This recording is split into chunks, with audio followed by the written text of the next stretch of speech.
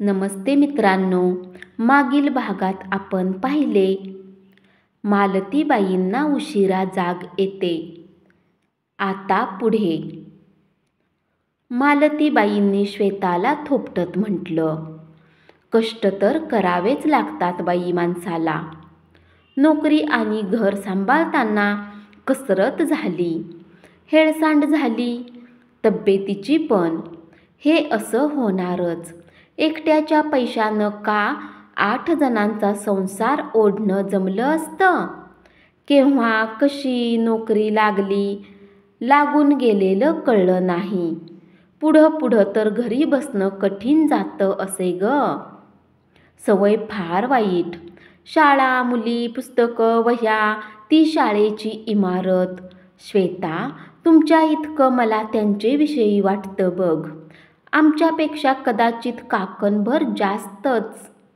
आई, नेहमी वाटायचं निदान आपण आजारी असताना तरी आईने रजा घ्यावी, आपल्याजवळ बसावं, आपल्या हाताने औषध द्यावं, हवं नको ते खायला करून द्यावं. पण ती साधीही इच्छा पूर्ण झाली नाही. आपल्याला शाळेला जाणं किती महत्त्वाचं आहे हेच तू रजा असूनही पटवून द्यायचीस. फार वाईट वाटायचं तेव्हा. पुढे तर तेही नाही. ज्यांच्या आया घराबाहेर पडतात त्यांना काही सुखांना मुकावं लागतं हेच खरं. मालतीबाई गप्प होत्या, ओठ शिवून. कारण त्यांना संसारापेक्षा शाळा, तिथलं वातावरण आवडत असे. मुलींचा चिवचिवाट, वर्गातली शांतता, विविध स्पर्धा, कोवळ्या निष्पाप मुलींचा गराडा, त्यांचं प्रेम, राग, रुसवे सारं आवडत असे. फार काळ कुणी कुणावर रागवत नसे. तसं घरात होत नसे. स्वतः जन्म दिलेली मुलं. पण बारीक अशी गोष्ट मनासारखी घडली नाही तरी आठवडा तोंड फिरवून असत. जेवायला बोलावूनही येत नसत. घरात येऊन अबोल असत. मालतीबाईंना वेळ नसे त्यांच्या नाकदुऱ्या काढायला. एक तर त्या विलक्षण थकलेल्या असत आणि वह्यांचा गट्टा टेबलावर पडलेला असे. त्यातच एखादा पाहुणा आलेला असे. घरात सासू कुरकुर करी. तोंडावर सण आलेला असे. कुठेतरी पैशाची तोंड मिळवणी करायची असे. ह्या सगळ्या यातनांच्या आघाड्यावर नाचताना मन उबगून गेलेलं असे. म्हणून घरापेक्षा शाळा बरी वाटे. तिथं मनासारखं वातावरण असे. दीर्घकाळ मन कुरतडणाऱ्या यातना नसत. राग द्वेष नसत. बाई पोळ्या करून गेल्या. जाता जाता मालतीबाईंच्या तब्येतीची चौकशी करून म्हणाल्या, उद्यापासून श्वेतानं स्वयंपाक करायला सांगितलंय. निदान 60 रुपये तरी वाढवून द्या. मालतीबाईंना कळेना हे काय होतंय. श्वेतानं असं कोणाच्या विचाराने ठरवलं? बाईच्या हातची कालवणं कोण खाणार? मी रजा घेऊन कालवण करू शकणार नाही. इतका कुठला मला आजार आहे? मुकुंदरावांची पावलं जाणवली तशा बाई चपापल्या. मालतीबाई म्हणाल्या, मी श्वेताशी बोलून सांगेन तुम्हाला. बाई अंगठा तुटकी चप्पल सावरत चालत गेल्या. मुकुंदरावांनी बॅगेतून औषधं काढली. प्रिस्क्रिप्शन पुढ्यात घेऊन सगळी औषधं गोळ्या नीट पाहिली. मालतीबाईंनी विचारलं, या इतक्या गोळ्या आणि इतकी औषधं कोणासाठी? मुकुंदरावांनी चष्म्यातून पाहत सांगितलं, तुझ्यासाठी. डॉक्टरांनी सांगितलंय. काय झालंय मला? थोडी चक्कर का आली? ही झाली औषधं? तुम्ही ही कमालच करता.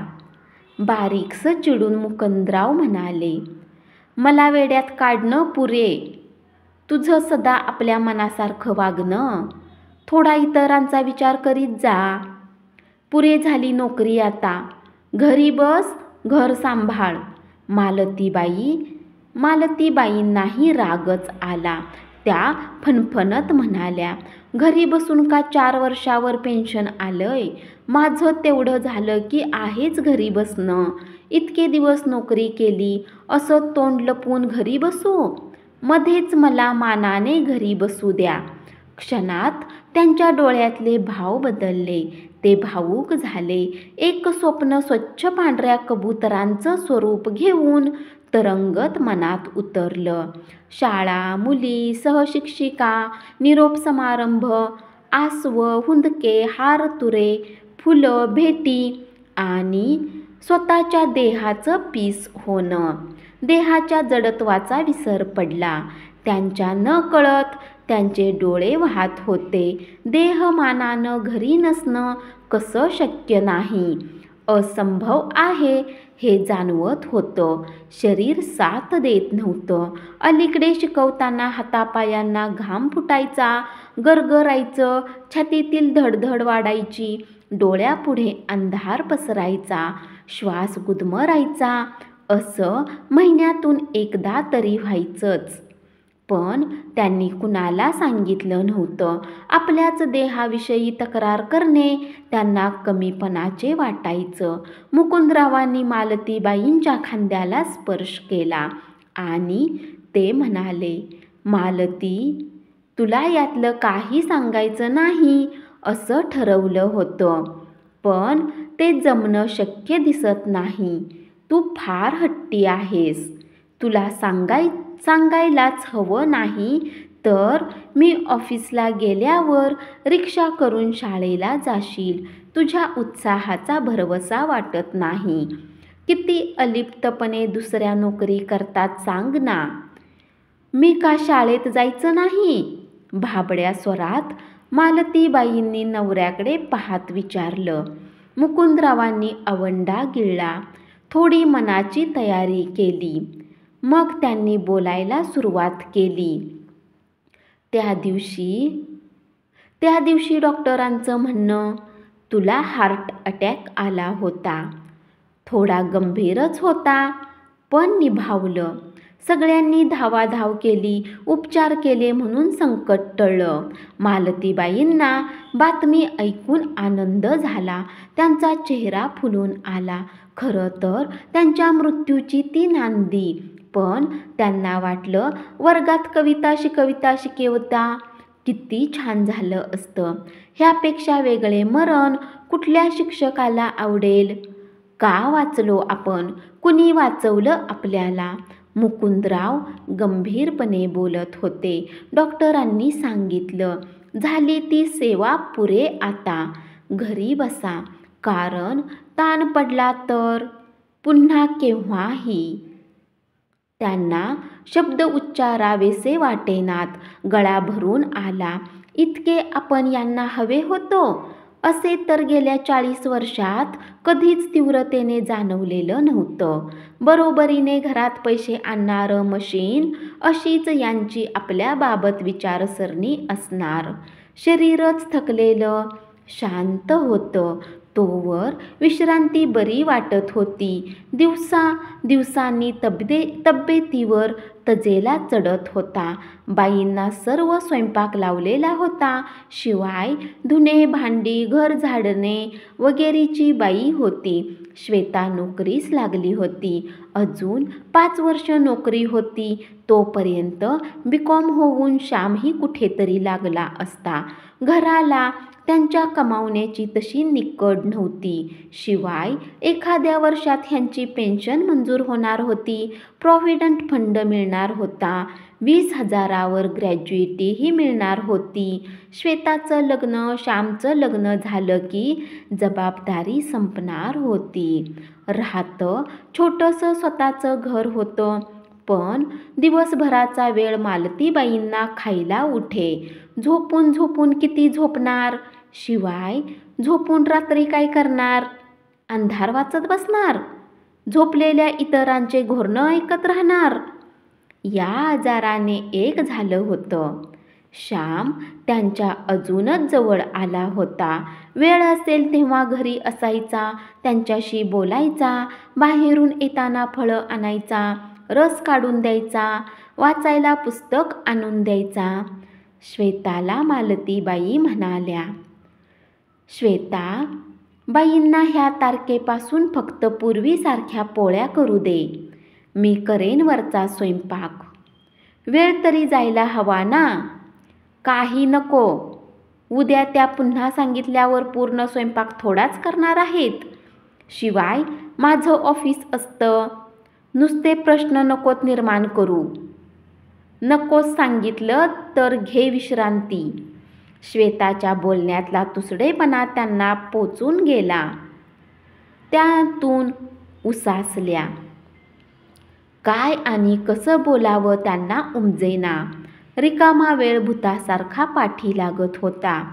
ही मुलगी श्यामसारखी हळवी आणि मायाळू नाही हेही त्यांना कळून आलं. तिचा ताणही त्यांना जाणवत होताच. कमावण्यानं असं आपल्याला कधी ताट बनवलं नाही हेही जाणवलं. आपल्याला शाळा म्हणजे एक पर्यायी जगण्यासाठी निवडलेली पाऊलवाट होती याचीच जाणीव झाली. 2च दिवसापूर्वीचा प्रसंग. श्वेता न्हावून केस झटकत होती. तिच्या काळ्या कुरळ्या केसाकडे बघून तिचं त्यांच्या कुशीतलं बाळरूप त्यांच्या नजरेपुढे आलं. ते काजळ, तीट केलेलं, पावडरीच्या वासाचं ओलं कोवळं बाळरूप स्मरलं आणि तिला शाळेसाठी निघताना सासूबाई जवळ देताना अनावर झालेला पाहणा आठवला. भिजलेला ब्लाऊज आठवला आणि ओल्या स्वरात आज त्या म्हणाल्या, ये अशी बस पुढ्यात, केस कोरडे करून देते. काही नको, श्वेता कठोरपणे म्हणाली होती. श्वेता, असं का रागात असतेस? काय बिनसलं तुझं? माझं तरी काय चुकलं ते सांग. तिचे डोळे रागाने चमकून उठले होते. नाकपुड्या फुलल्या होत्या. चेहरा लालसर झाला होता. ती त्वेषाने म्हणाली, किती छान होते माझे केस. शाळेत तर सर्वांना आवडायचे. पण मी लहान असताना तुला कधी वेळ झाला नाही केस धुवायला. सदा केसात ओला कोंडा, तांबूस वास. मुली चिडवायच्या. आपले केस मलाच झेपत नव्हते. आता मी समर्थ आहे माझ्या केसांची निगा राखायला. ही वयाच्या 8व्या-10व्या वर्षापासून अढी बाळगून आहे हे कळून आल्यावर त्यांना वाईट वाटलं. अजूनही मनात काय काय साठवून आहे देव जाणं. वाटलं तरीही त्यांना आठवलं ती त्यांचीच धडपड. पंचमीला तिच्या झोपून केलेल्या तळव्यावर रेखाटलेली मेहंदी, विविध रंगाच्या रिबिनी, बांगड्या, पिना, फ्रॉक्स. मुलीमुळे घरातले घरपण टिकतं म्हणतात. त्या त्यांच्या परी धडपडल्या होत्या. पण आई खास आपल्यासाठी काही करते हे तिला जाणवलं नव्हतं. हा असा समज तिच्यात कोणी बनवला? सासूबाईंनी का खुद्द मुकुंदरावांनी? त्यांना कळेना. दारापुढे रिक्षा येऊन थांबली होती. तयार होऊन बसलेल्या मालतीबाई हळूच उठल्या. मुकुंदराव आणि श्यामच्या मदतीने बाहेरपर्यंत पायऱ्या ओलांडून रिक्षात बसल्या. त्यांना दरदरून घाम फुटला होता. 2 महिन्यात शरीरानं श्रम विसरले होते. शाळेपुढे रिक्षा थांबली. मालतीबाई रिक्षातून उतरताना दिसताच मुली धावून आल्या. घोळक्याने उभ्या राहिल्या. काय काय विचारत होत्या. मालतीबाईंना वाटलं हेच आपलं विश्व. निरागस, सुंदर. प्रधानबाईंनी तब्येतीची चौकशी केली. पेन्शनच्या फॉर्मवर सह्या करून घेतल्या. सर्वांसाठी चहा मागवला. सर्व आपल्याच घाईत होते. वर्गावर जाण्याच्या, वर्गावरून येण्याच्या मुली ऑफिस डोकावून जात होत्या. हा हार शुभ्र किती आई. शिकवणाऱ्या बाईंना बघत होत्या. त्यांच्या नजरेत अनेक प्रश्न होते. प्रधानबाई मुकुंदराव उठले तेव्हा म्हणाल्या, आमच्याकडून आम्ही यांची पेन्शन फाईल पुढे कशी जाऊ? जाईल बघू. तुम्ही स्वतःही प्रयत्न करा. साधारण वर्ष तरी लागेल. ही अशी कामं दीर्घकाळ चालणारी असतात. पुन्हा मुली, त्यांचे घोळके प्रश्न, गोंगाट मालतीबाईंना रिक्षात बसल्यावर वाटलं. पुन्हा आपण वर्षाने जाऊ. तेव्हाही मुली अशाच कोणास ठाऊक असतील वा नसतीलही. आपण विसरल्या जाऊ. आपली जागा कोणी नवीन व्यक्ती घेईल. तांब्यांनी म्हटलं आहे, जन पळभर म्हणतील हाय हाय. आपल्याच जीवनाकडे अभिमानाने मागे वळून पाहावं असं काही नाही असं त्यांना वाटलं. ह्या इतक्या 50 वर्षाच्या आयुष्यात नोकरीमुळे घर मुलं दुरावली आणि इकडं मनानं निरोप मिळाला असता तर शरीरानं दगा दिला. आपण दोन्ही आघाड्यावर अपयशी ठरलो. आपली ओंजळ रीतीच राहिली. प्रवास दिशाहीन झाला. मध्येच खंडित झालेला. पेन्शन मिळेल मरेपर्यंत. आपण ती घेऊ. किती दिवस, किती वर्षे हेही माहीत नव्हतं. घर आलं. त्या यांत्रिकपणे रिक्षातून उतरल्या. उदासपणे स्वतःच्याच घराच्या पायऱ्या रेटत चढत राहिल्या. स्वतःचंच घर त्यांना उदास उदास वाटलं. धन्यवाद. कथा कशी वाटली कमेंट्समध्ये जरूर कळवा आणि अशाच कथा ऐकत रहा.